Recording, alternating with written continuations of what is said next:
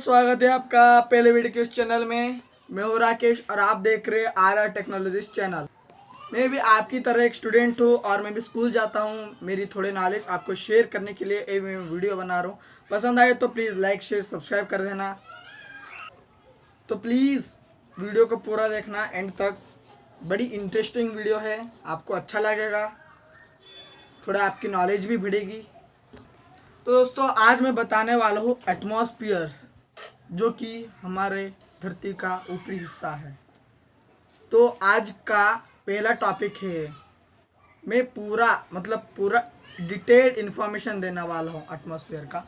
तो बिना देरी के चलते हैं वीडियो को। तो दोस्तों एटमॉस्फेयर यानी कि वायुमंडल हमारा धरती का सबसे ऊपरी हिस्सा है।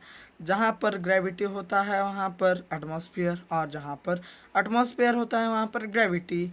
तो अब हम इसी के बारे में पूरा पढ़ने वाले हैं, जो कि हमको पता चलना चाहिए कि एटमॉस्फेयर होता क्या है। तो चलो पढ़ेंगे। तो हमारा पहला स्टेज है मीनिंग एंड इम्पोर्टेंस, यानी कि इसकी जानकारी।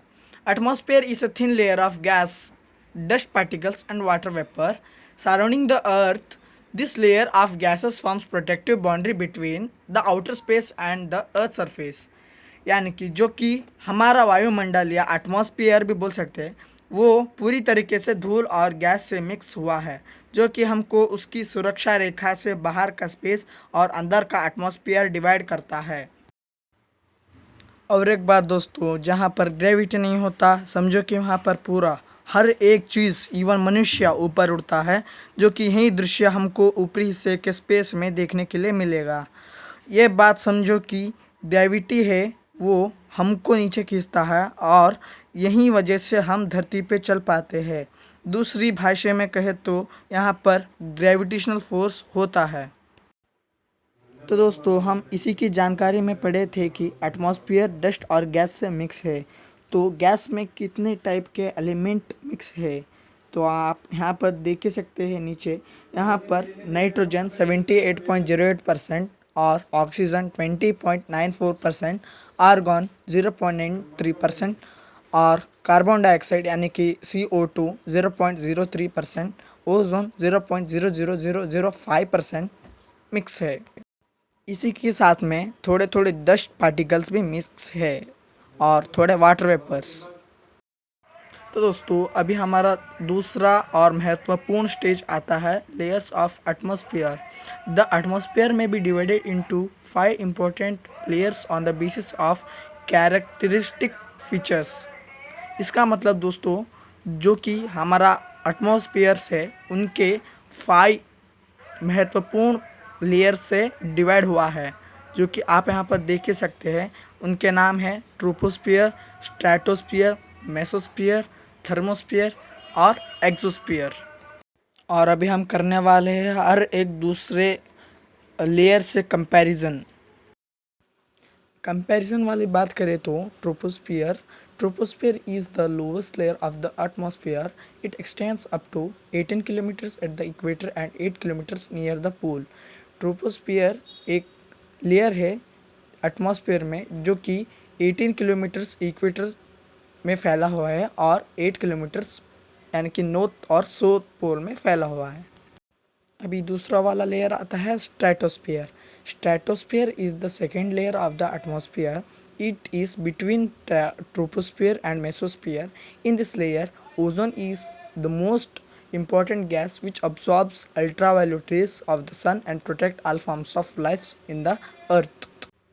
Stratosphere layer एटमॉस्फेयर का सेकेंड लेयर है, जो कि ट्रोपोस्फियर और मेसोस्फियर के बीच में है। इस वाले लेयर में the most important gas ozone layer है, जो कि हमको अल्ट्रावायलेट रेस से बचाता है। क्योंकि अल्ट्रावायलेट रेस मतलब सूरज का जो डायरेक्ट रेस होता है ना, उनको हम बोलते हैं अल्ट्रावायलेट रेस। उन रेस से हमको बहुत सारे डिसीजेस वगैरह भी आ सकते हैं, जैसे कि कोलेरा, डायबिटीज़ एक्सेट्रा। ओजोन ही एक ऐसा गैस है जो अल्ट्रावायलेट रेस को धरती पर आने नहीं देता, क्योंकि उसका एक पर्टिकुलर एरिया होता है, उसमें जो अल्ट्रावायलेट रेस गिरता है वो पिघल जाता है। रेस तो वैसे पिघलते नहीं, वो रेडिएट होते हैं इंसुलेशन के मदद से। और इसी वजह से हर जीवी अपने धरती पर निर्भर होकर जीता है। और हमारा तीसरा लेयर आता है mesosphere. Mesosphere is the third layer in the earth atmosphere. This is the coldest layer in the earth atmosphere.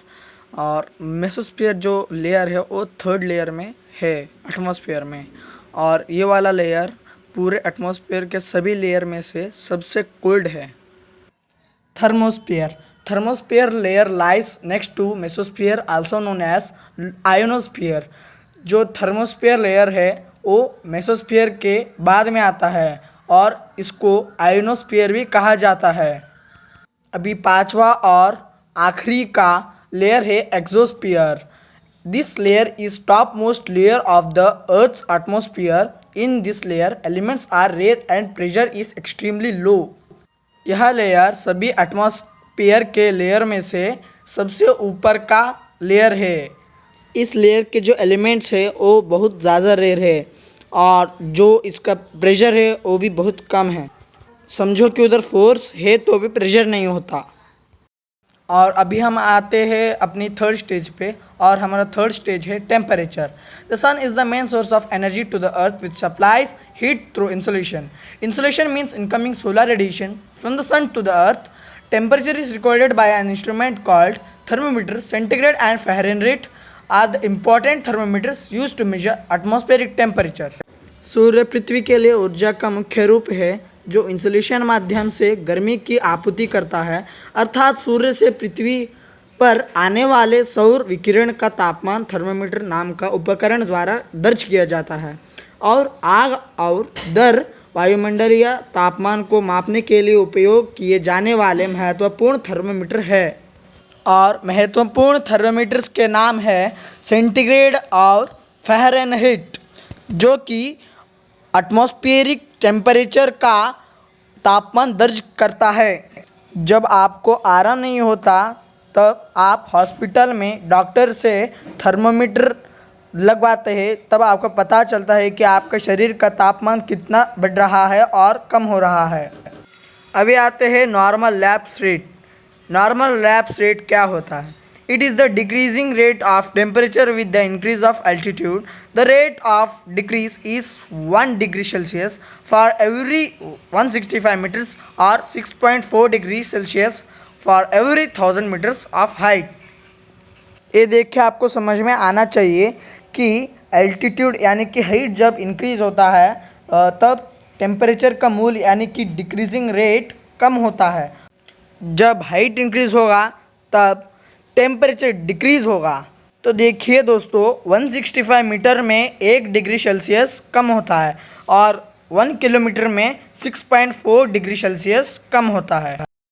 अभी आता है हमारा चौथा स्टेज जो कि है temperature Jones.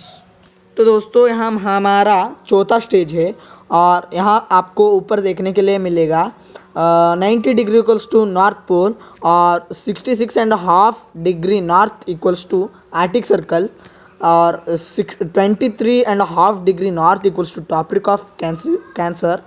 0 degree equals to equator centre of the earth and 23.5 degree south equals to tropic of capricorn and 66.5 degree south equals to antarctic circle and 90 degree south equals to south pole. और अभी इसके बारे में तो आपको पता ही होगा। और हमारा पांचवा स्टेज आता है atmospheric pressure. Air has weight and it exerts pressure. This is called atmospheric pressure. Air pressure is measured by an instrument called barometer. The unit used to show the pressure is millibar MB. The average air pressure of the atmosphere at the sea level is 1013.25 MB. यहाँ सूत्र वह कहता है कि हवा को उसकी particular वजन होती है और उसी के साथ उसकी पर्टिकुलर प्रेशर भी होती है। यहाँ बैरोमीटर नाम का यंत्र से मापा जाता है और इसका यूनिट है MB। ये एवरेज सी लेवल 1013.25 MB तक गया है। और अभी बात करते हैं major pressure belts of the अर्थ, जो कि बहुत इम्पॉर्टेंट है। पहला नंबर पर आता है the equatorial low pressure belt. इसमें प्रेशर लो होता है और टेम्परेचर ज़्यादा होता है। और यहाँ 0 degree north and south to 5 degree of the equator तक चलता है। अभी दूसरे नंबर पर आता है नॉर्थ सब ट्रॉपिकल हाई प्रेशर बेल्ट। ये वाले 30 degree and 35 degree north and south of the equator तक चलते हैं। अभी तीसरा आता है साउथ सब tropical high pressure belt. South सब ट्रॉपिकल हाई प्रेशर बेल्ट ये भी 30 डिग्री टू 35 डिग्री चलता है और ये भी लैटिट्यूड ही चलता है। अभी चौथा नंबर पर आता है सब पोलर लो प्रेशर बेल्ट्स।